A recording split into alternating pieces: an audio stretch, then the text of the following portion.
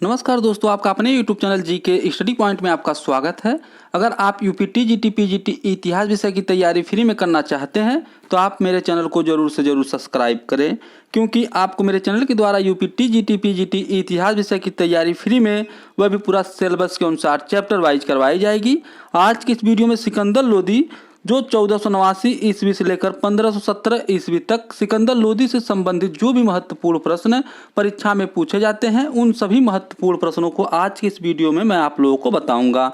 तो चलिए आज की इस वीडियो को शुरू करते हैं। पहला प्रश्न देखते हैं, बहलोल लोदी की मृत्यु के बाद दिल्ली की गद्दी पर कौन बैठा था? जो इसका सही उत्तर है वह है सिकंदर लोदी।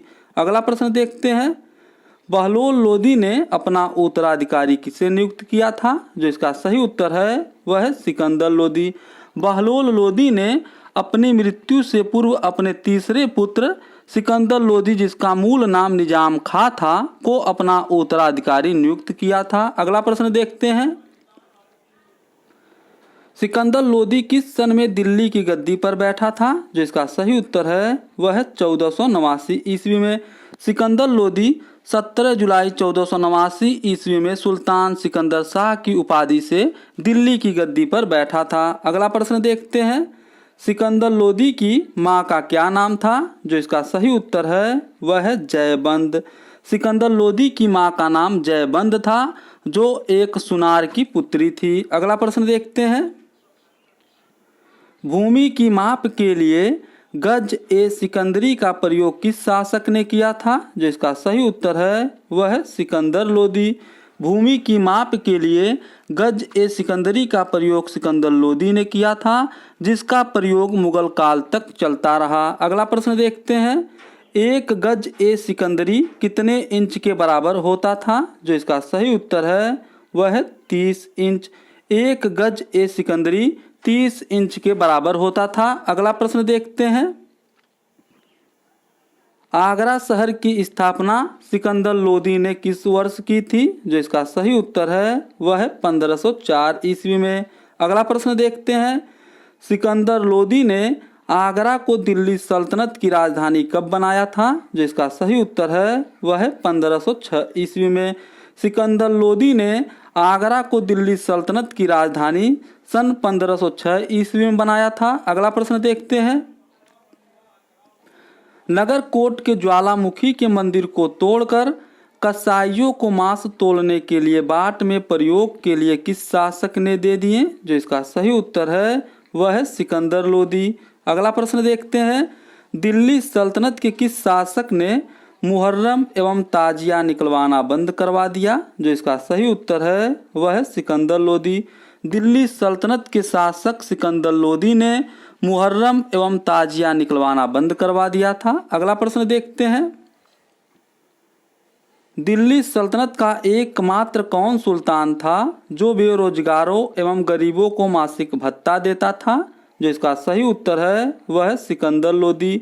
दिल्ली सल्तनत का एकमात्र सुल्तान सिकंदर लोदी था, जो बेरोजगारों एवं गरीबों को मासिक भत्ता देता था। अगला प्रश्न देखते हैं, किस सुल्तान के समय में संगीत की पुस्तक लज्जत ए सिकंदर शाही की रचना हुई? जो इसका सही उत्तर है वह है सिकंदर लोदी। संस्कृत की पुस्तक लज्जत ए सिकंदर शाही की रचना सिकंदर लोदी के समय में हुई थी। अगला प्रश्न देखते हैं, गुलरुखी या गुलरुख नाम से कौन कविता लिखता था? जो इसका सही उत्तर है वह है सिकंदर लोदी। अगला प्रश्न देखते हैं, दिल्ली सल्तनत के किस शासक ने मुसलमान स्त्रियों को पीरों तथा संतों के मजार पर जाने पर प्रतिबंध लगा दिया? जो इसका सही उत्तर है वह है सिकंदर लोदी। अगला प्रश्न देखते हैं, सिकंदर लोदी के आदेश पर संस्कृत के एक आयुर्वेद ग्रंथ का फारसी में अनुवाद किस नाम से हुआ? जो इसका सही उत्तर है वह है फरहंगे सिकंदरी। अगला प्रश्न देखते हैं, सिकंदर लोदी के समय में गान विधा के लिए किस श्रेष्ठ ग्रंथ की रचना हुई थी? जो इसका सही उत्तर है वह है लज्जत ए सिकंदर शाह है। अगला प्रश्न देखते हैं, लोदी वंश का सबसे श्रेष्ठ शासक कौन था? जो इसका सही उत्तर है वह है सिकंदर लोदी। लोदी वंश का सबसे श्रेष्ठ शासक सिकंदर लोदी था। अगला प्रश्न देखते हैं, यादे नुस्सा फ़ियाए सिकंदरी व तिब्बे सिकंदरी के लेखक कौन है? जो इसका सही उत्तर है वह है मियाँ भुजा, जो चिकित्सा शास्त्र पर लिखा गया था। मियाँ भुजा सिकंदर लोदी के वजीर थे, जो प्रशासनिक क्षेत्र में अपना महत्वपूर्ण योगदान दिया था। अगला प्रश्न देखते हैं।